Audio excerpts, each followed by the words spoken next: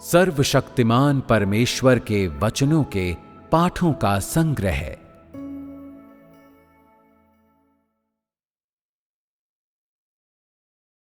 इज़राइलियों की तरह सेवा करो।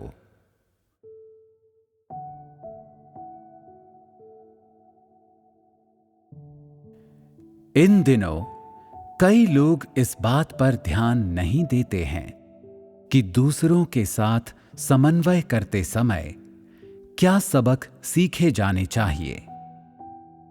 मैंने देखा है कि तुम लोगों में से कई लोग दूसरों के साथ सहयोग करते समय बिल्कुल सबक नहीं सीख पाते। तुम में से ज्यादातर लोग अपने ही विचारों से चिपके रहते हैं। कलीसिया में काम करते समय तुम अपनी बात कहते हो और दूसरे लोग उनकी बातें कहते हैं। एक की बात का दूसरे की बात से कोई संबंध नहीं होता है।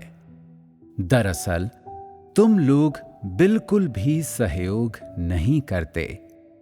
तुम सभी लोग सिर्फ अपने परिज्ञान को बताने या उस बोझ को हल्का करने में लगे रहते हो जिसे तुम भीतर ढोते हो, और किसी मामूली तरीके से भी जीवन नहीं खोजते हो। ऐसा लगता है कि तुम केवल लापरवाही से काम करते हो। तुम हमेशा ये मानते हो कि कोई और व्यक्ति चाहे जो भी कहता या करता हो, तुम्हें अपने ही चुने मार्ग पर चलना चाहिए। तुम सोचते हो कि चाहे दूसरे लोगों की परिस्थितियां कैसी भी हों, तुम्हें पवित्र आत्मा के मार्गदर्शन के अनुसार सहभागिता करनी चाहिए। तुम दूसरों की क्षमताओं का पता लगाने में सक्षम नहीं हो और ना ही तुम खुद की जांच करने में सक्षम हो। तुम लोगों की चीजों की स्वीकृति वास्तव में गुमराह और गलत है। ये कहा जा सकता है कि अब भी तुम लोग दंभ का काफी प्रदर्शन करते हो, मानो कि तुम्हें वही पुरानी बीमारी फिर से लग गई है। तुम लोग एक दूसरे के साथ इस तरीके से बात नहीं करते हो जिसमें पूरा खुलापन हो। उदाहरण के लिए, किसी कलीसिया में काम करके तुमने किस तरह का परिणाम हासिल किया, या तुम्हारी अंतरात्मा की हाल की स्थिति क्या है, वगैरह। तुम लोग ऐसी चीजों के बारे में कभी बात ही नहीं करते। तुम लोगों में अपनी धारणाओं को छोड़ने या खुद का त्याग करने जैसे अभ्यासों में बिल्कुल भी प्रतिबद्धता नहीं है। अगुवा और कार्यकर्ता सिर्फ अपने भाई बहनों को नकारात्मकता से दूर रखने और कैसे उनसे उत्साहपूर्वक अनुसरण करवाया जाए, इसके बारे में सोचते हैं। हालांकि तुम सब लोग सोचते हो कि उत्साहपूर्वक अनुसरण करना अपने आप में काफी है, और बुनियादी तौर पर तुम्हें इस बात की कोई समझ नहीं है कि स्वयं को जानने और त्यागने का क्या अर्थ है। दूसरों के साथ समन्वय में सेवा करने का क्या अर्थ है, ये तो तुम और भी नहीं जानते। तुम बस स्वयं को परमेश्वर के प्रेम का मूल्य चुकाने का इच्छुक बनाने की सोचते हो। पतरस की शैली में जीवन जीने का इच्छुक बनाने की सोचते हो। इन चीजों के अलावा तुम और कुछ भी नहीं सोचते। तुम तो ये भी कहते हो कि दूसरे लोग चाहे जो भी करें, तुम आंखें मूंद कर समर्पण नहीं करोगे। और दूसरे लोग चाहे जैसे भी हों, तुम स्वयं परमेश्वर द्वारा पूर्णता की खोज करोगे और ऐसा करना ही काफी होगा। हालांकि सच तो यह है कि तुम्हारी इच्छा शक्ति को किसी भी तरह वास्तविकता में ठोस अभिव्यक्ति नहीं मिली है। क्या तुम लोग आजकल इसी तरह का व्यवहार नहीं करते हो?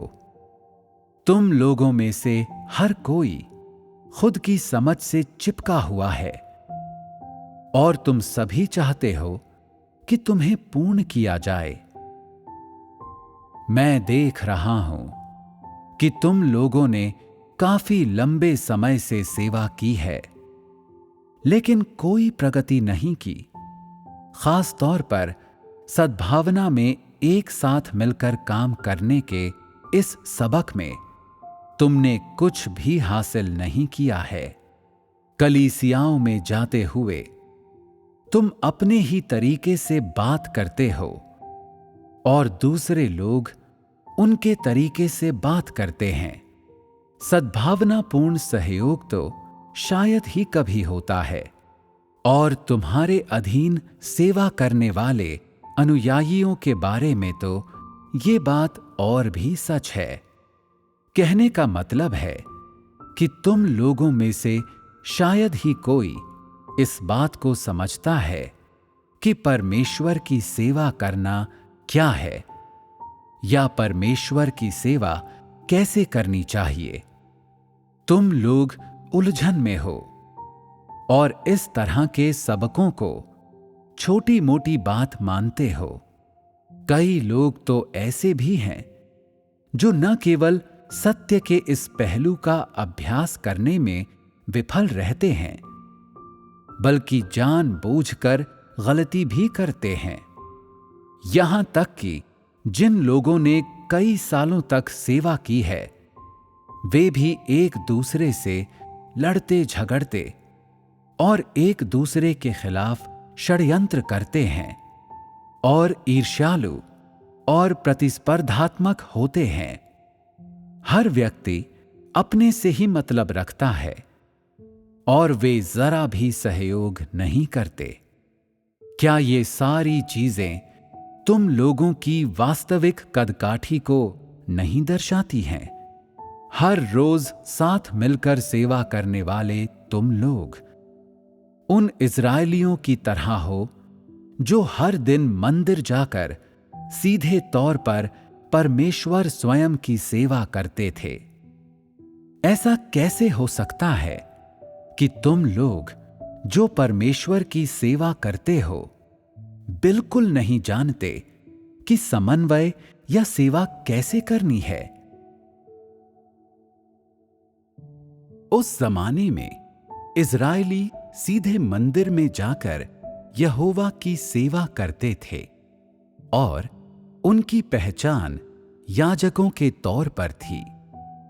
बेशक हर व्यक्ति याजक नहीं था, सिर्फ मंदिर में यहोवा की सेवा करने वाले कुछ लोगों को ये पहचान मिली थी।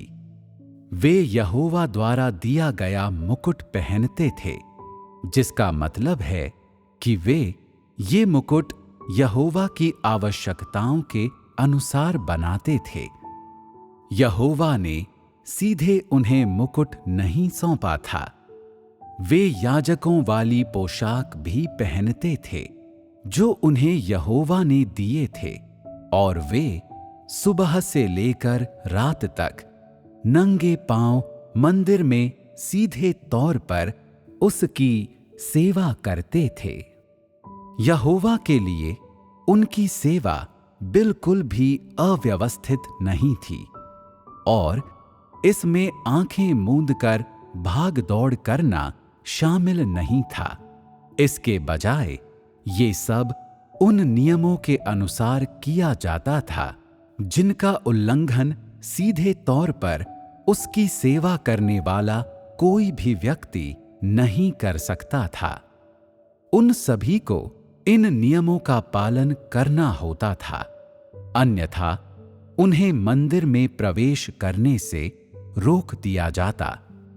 अगर उनमें से कोई भी मंदिर के नियमों को तोड़ता था, यानी अगर कोई भी यहोवा की आज्ञाओं का उल्लंघन करता था, तो उस व्यक्ति के साथ यहोवा द्वारा जारी किए गए नियमों के अनुसार व्यवहार किया जाता था।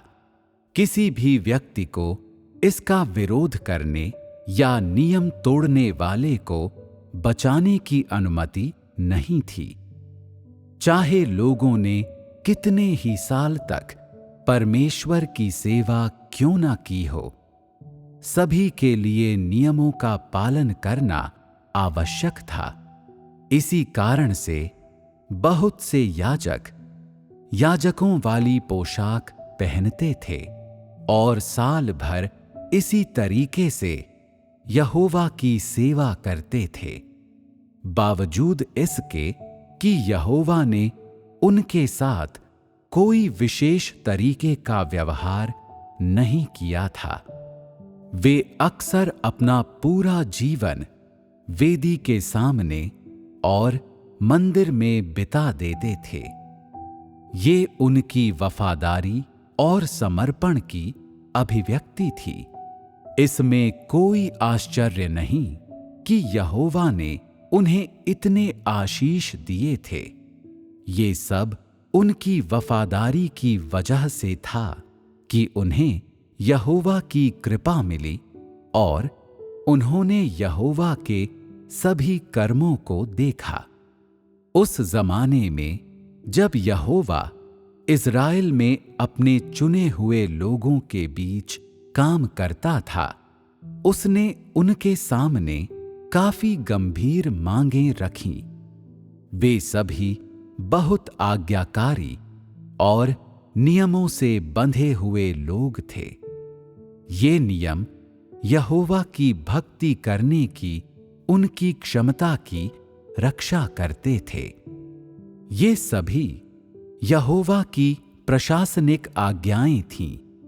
अगर उनमें से कोई भी याजक शब्द का पालन नहीं करता था या यहोवा की आज्ञाओं का उल्लंघन करता था और अगर आम लोगों को इनका पता चल जाता था, तो उस व्यक्ति को तुरंत वेदी के सामने लाया जाता और पत्थर मार मार कर मौत के घाट उतार दिया जाता था। उनके मृत शरीरों को मंदिर में या उसके आसपास रखने की अनुमति नहीं दी थी। यहोवा इसकी अनुमति नहीं देता था। ऐसा करने वाले किसी भी व्यक्ति को धर्मनिरपेक्ष भेंट अर्पित करने वाला व्यक्ति माना जाता था और उसे एक गहरे गड्ढे में फेंककर मार दिया जाता था। बेशक ऐसे सभी लोग अपनी जिंदगी गंवा बैठते थे, किसी को भी छोड़ा नहीं जाता था। इसके अलावा ऐसे लोग भी थे जो धर्मनिरपेक्ष अग्नि अर्पित करते थे। दूसरे शब्दों में, जो लोग यहोवा द्वारा तय किए गए दिनों में भेंट नहीं देते थे, उन्हें उनकी भेंट की जाने वाली चीजों के साथ यहोवा की आग में जलाकर मार डाला जाता था। इन भेंट की गई चीजों को वेदी पर रहने देने की अनुमति नहीं थी। याजकों से इस तरह की अपेक्षाएं की जाती थीं। उन्हें अपने पैर धोए बिना मंदिर या इसके बाहरी प्रांगण में भी प्रवेश करने की अनुमति नहीं थी। वे अपनी याजकों वाली पोशाक पहने बिना मंदिर में प्रवेश नहीं कर सकते थे। वे अपने याजकों वाले मुकुट पहने बिना मंदिर में प्रवेश नहीं कर सकते थे। किसी शव द्वारा गंदे हो जाने पर भी वे मंदिर में प्रवेश नहीं कर सकते थे। वे किसी अधर्मी व्यक्ति के हाथों को छूने के बाद मंदिर में तब तक प्रवेश नहीं कर सकते थे जब तक कि वे पहले अपने हाथ नहीं धो लेते। वे किसी महिला के साथ शारीरिक संबंध बनाने के बाद मंदिर में प्रवेश नहीं कर सकते थे। उन्हें यहोवा का चेहरा देखने की अनुमति भी नहीं दी जाती थी। समय पूरा होने पर अर्थात 3 महीने के बाद ही उन्हें याजकों वाली साफ पोशाक पहनने की अनुमति दी जाती थी। फिर उन्हें 7 दिनों तक बाहरी प्रांगण में सेवा करनी होती थी, जिसके बाद ही वे यहोवा का चेहरा देखने के लिए मंदिर में प्रवेश कर सकते थे। उन्हें सिर्फ मंदिर के अंदर ही याजकों वाली कोई भी पोशाक पहनने की अनुमति थी। वे बाहर कभी भी इसे नहीं पहन सकते थे। ऐसा यहोवा के मंदिर को अपवित्र होने से बचाने के लिए किया जाता था। वे सभी लोग जो याजक थे, उन्हें ऐसे अपराधियों को यहोवा की वेदी के सामने लाना होता था जिन्होंने यहोवा के नियमों का उल्लंघन किया था, जहां उन्हें आम लोग मौत के घाट उतार देते थे। अन्यथा अपराध को देखने वाले याजक के ऊपर आग टूट पड़ती थी। इस तरह वे यहोवा के प्रति हमेशा वफादार होते थे, क्योंकि यहोवा के नियम उनके लिए बहुत ही गंभीर होते थे।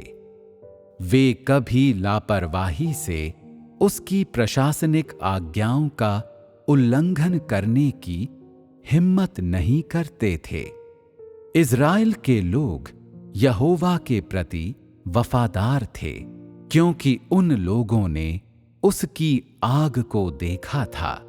उन्होंने उस हाथ को देखा था जिससे वो लोगों को ताड़ना देता था।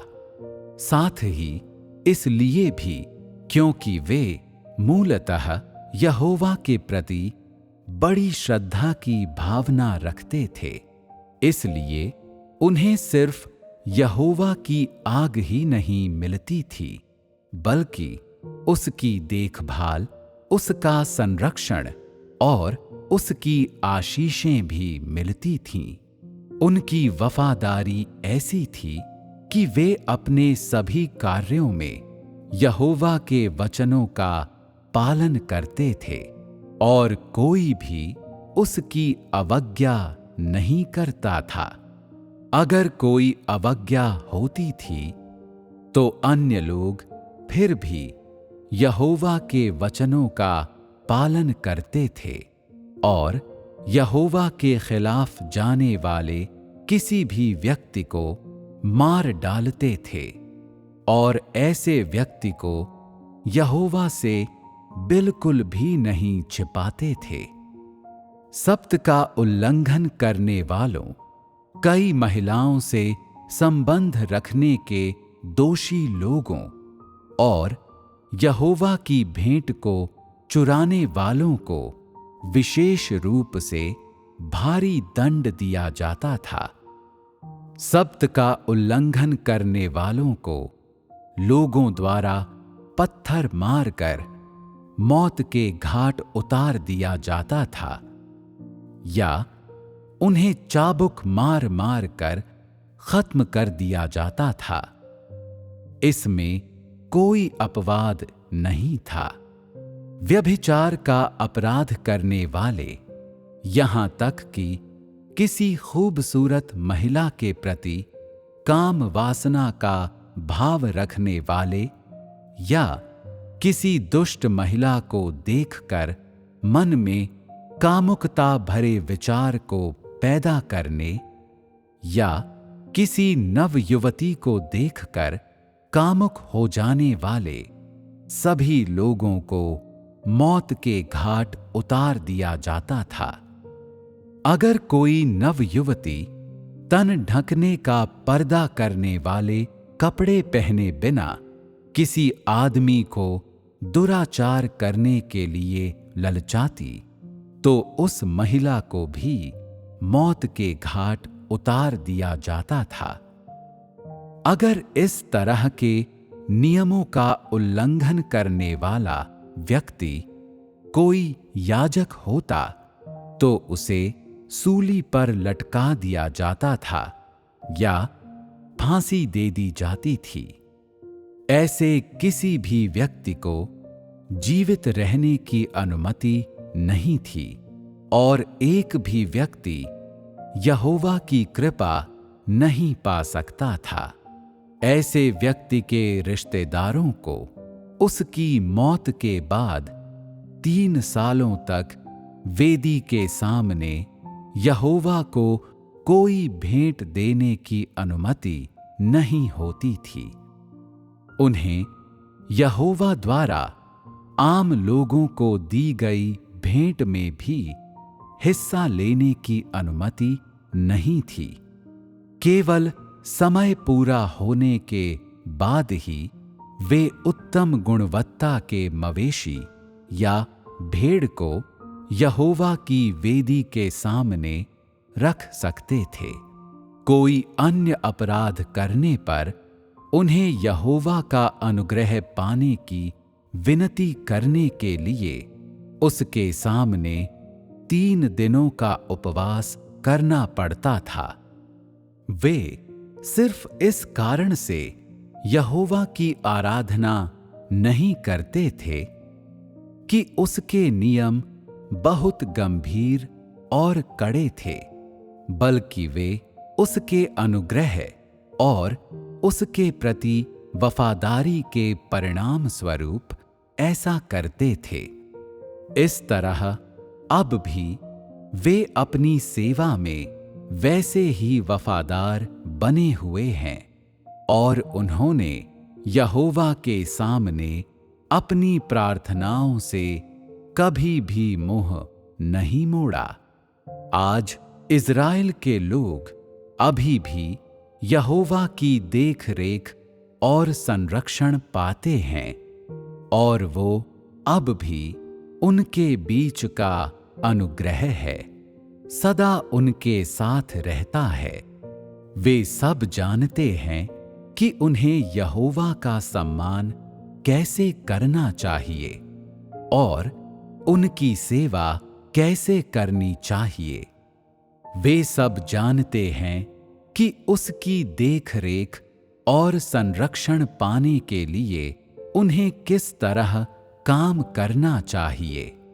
ऐसा इसलिए है क्योंकि वे सभी अपने दिलों में उसका सम्मान करते हैं।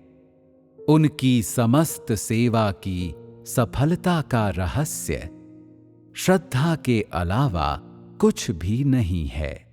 तो आजकल तुम सब किस तरह के लोग हो? क्या तुम लोगों और इज़राइल के लोगों में कोई समानता है? क्या तुम सोचते हो कि आजकल सेवा करना एक महान आध्यात्मिक हस्ती की अगुवाई का अनुसरण करने जैसा है?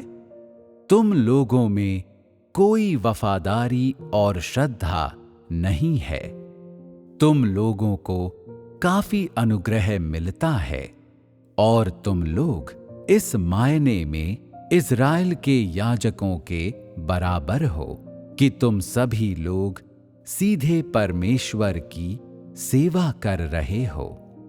हालांकि तुम मंदिर में प्रवेश नहीं करते हो, लेकिन तुम लोग जो भी देखते और प्राप्त करते हो वो मंदिर में यहोवा की सेवा करने वाले याजकों को मिलने वाली चीजों की तुलना में बहुत ज्यादा है। लेकिन तुम लोग उनकी तुलना में कई गुना ज्यादा बार विद्रोह और विरोध करते हो। तुम लोगों की श्रद्धा बहुत लघु है और इसी कारण से तुम्हें बहुत कम अनुग्रह मिलता है। हालांकि तुम लोग बहुत कम अर्पित करते हो, फिर भी तुम लोगों को इज़राइलियों की तुलना में बहुत अधिक मिला है। इन सभी मामलों में क्या तुम लोगों के साथ कृपापूर्ण व्यवहार नहीं किया गया है? जब इज़राइल में कार्य किया जा रहा था, तब लोग मनमाने ढंग से यहोवा की आलोचना करने की हिम्मत नहीं करते थे। लेकिन तुम लोगों के बारे में क्या कहा जाए? अगर वो काम न होता जो मैं वर्तमान में तुम लोगों को जीतने के लिए कर रहा हूं, तो मैं तुम लोगों के इतने बुरे ढंग से मेरे नाम को शर्मिंदा करने को कैसे सह पाता? अगर जिस युग में तुम लोग रहते हो वो व्यवस्था का युग होता, तो तुम्हारी बातों और कर्मों को देखते हुए तुम में से एक भी इंसान जीवित नहीं होता। तुम लोगों की श्रद्धा बहुत कम है।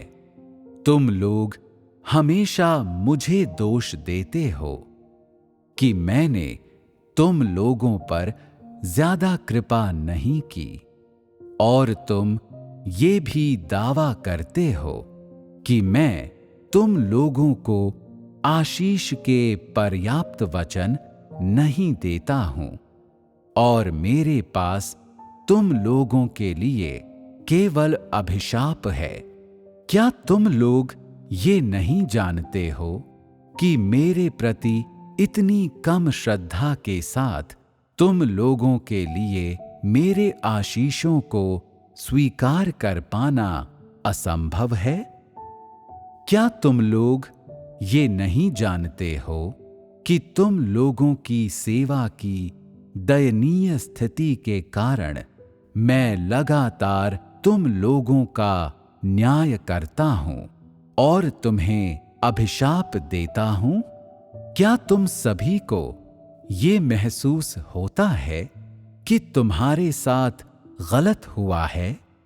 मैं अपने आशीष ऐसे लोगों के समूह को कैसे दे सकता हूं जो विद्रोही हैं और समर्पण नहीं करते हैं? मैं अपना अनुग्रह बस यूं ही ऐसे लोगों को कैसे दे सकता हूं जो मेरे नाम का अनादर करते हैं? तुम लोगों के साथ पहले ही बहुत करुणापूर्ण व्यवहार किया गया है। अगर इज़राइल के लोग उतने ही विद्रोही होते जितने आज तुम लोग हो, तो मैंने बहुत पहले ही उनका अस्तित्व मिटा दिया होता। हालांकि मैं तुम लोगों के साथ बस उदारता से पेश आता हूं।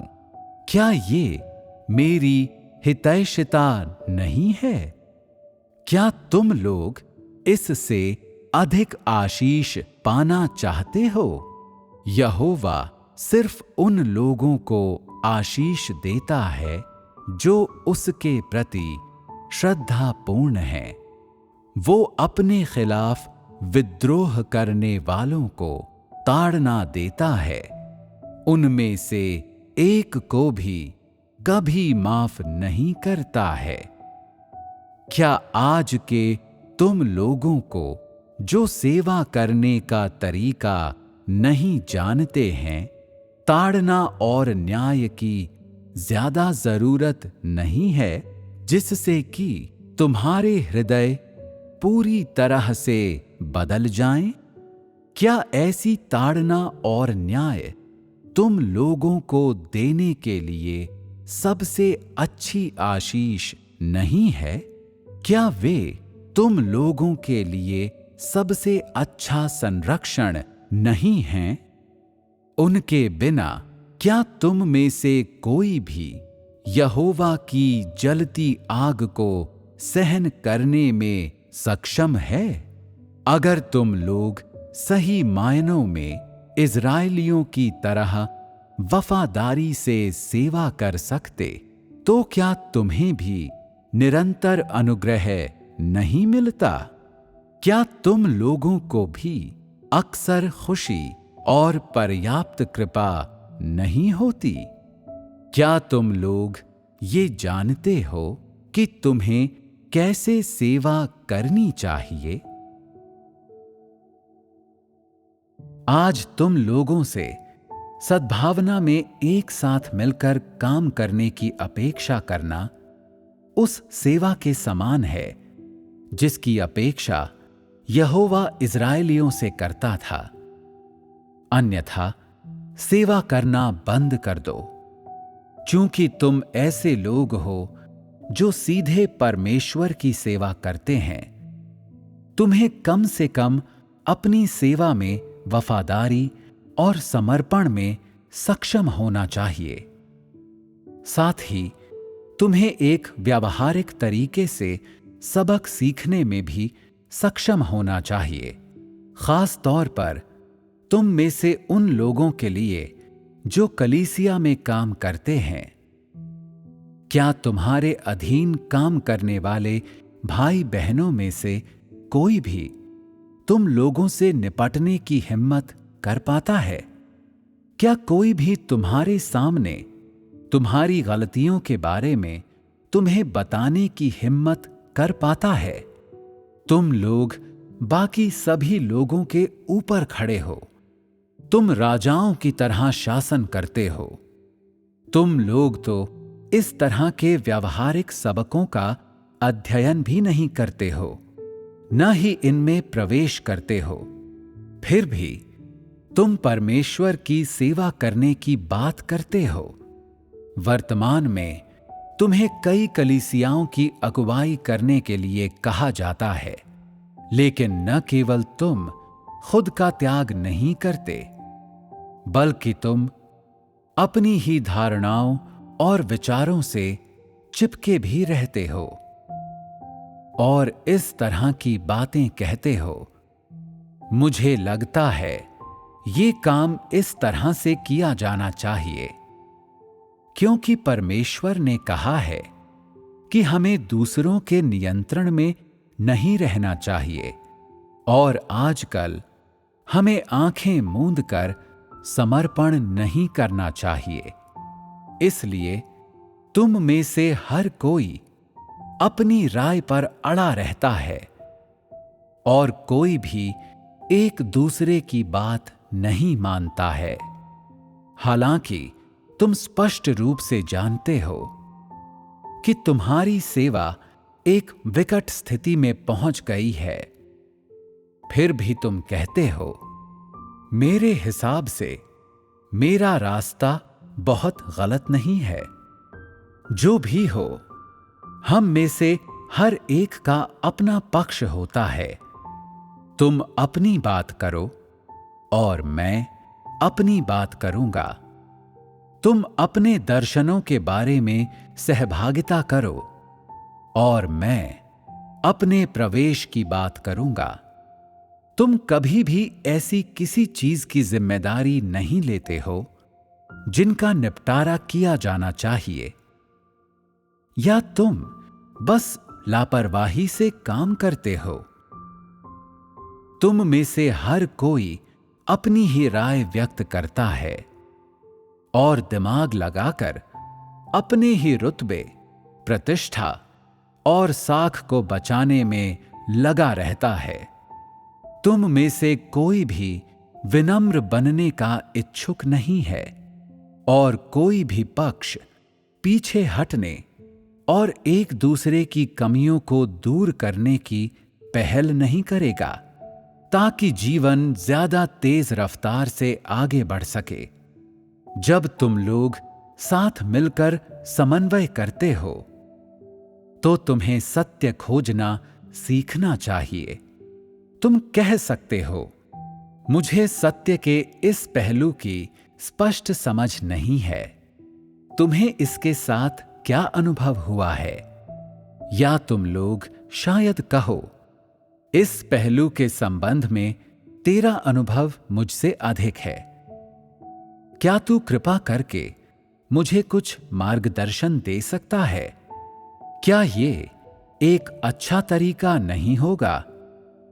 तुम लोगों ने ढेर सारे उपदेश सुने होंगे और सेवा करने के बारे में तुम सबको कुछ अनुभव होगा। अगर कलीसियाओं में काम करते समय तुम लोग एक दूसरे से नहीं सीखते, एक दूसरे की मदद नहीं करते या एक दूसरे की कमियों को दूर नहीं करते हो, तो तुम कैसे कोई सबक सीख पाओगे? जब भी किसी चीज से तुम्हारा सामना होता है, तुम लोगों को एक दूसरे से सहभागिता करनी चाहिए ताकि तुम्हारे जीवन को लाभ मिल सके।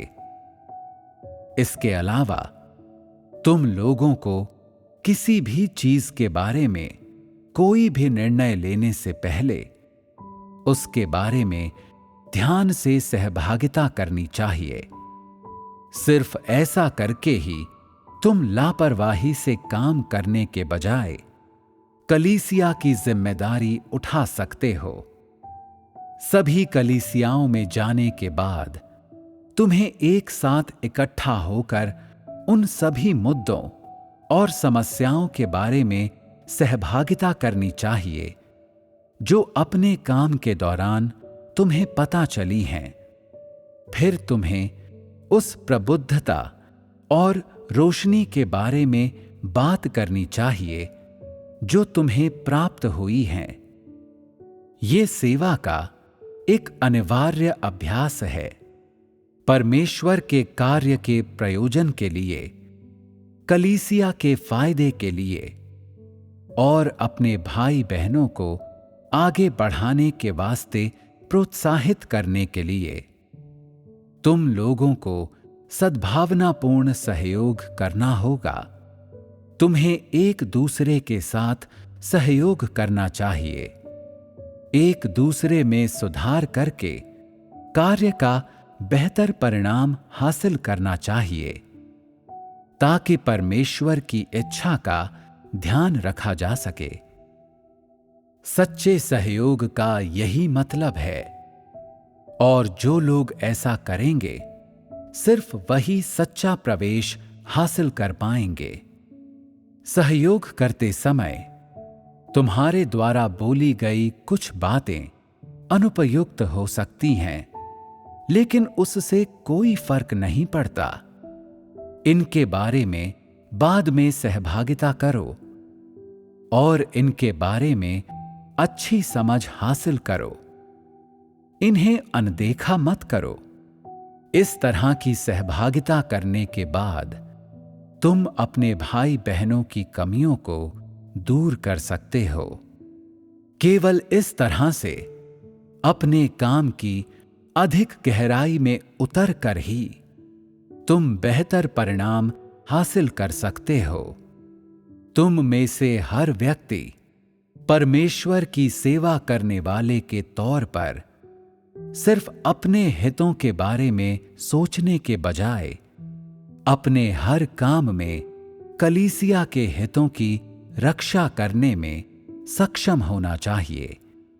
हमेशा एक दूसरे को कमतर दिखाने की कोशिश करते हुए अकेले काम करना अस्वीकार्य है। इस तरह का व्यवहार करने वाले लोग परमेश्वर की सेवा करने के योग्य नहीं हैं। ऐसे लोगों का स्वभाव बहुत बुरा होता है। उनमें जरा सी भी मानवता नहीं बची है।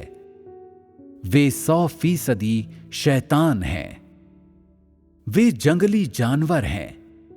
अब भी इस तरह की चीजें तुम लोगों के बीच होती हैं। तुम लोग तो सहभागिता के दौरान एक दूसरे पर हमला करने की हद तक चले जाते हो। जानबूझकर कपट करना चाहते हो और किसी छोटी सी बात पर बहस करते हुए भी गुस्से से तमतमा उठते हो। तुम में से कोई भी पीछे हटने के लिए तैयार नहीं होता।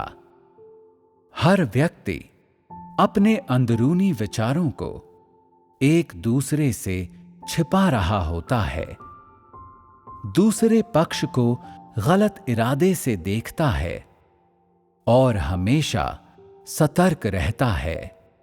क्या इस तरह का स्वभाव परमेश्वर की सेवा करने के लिए उपयुक्त है?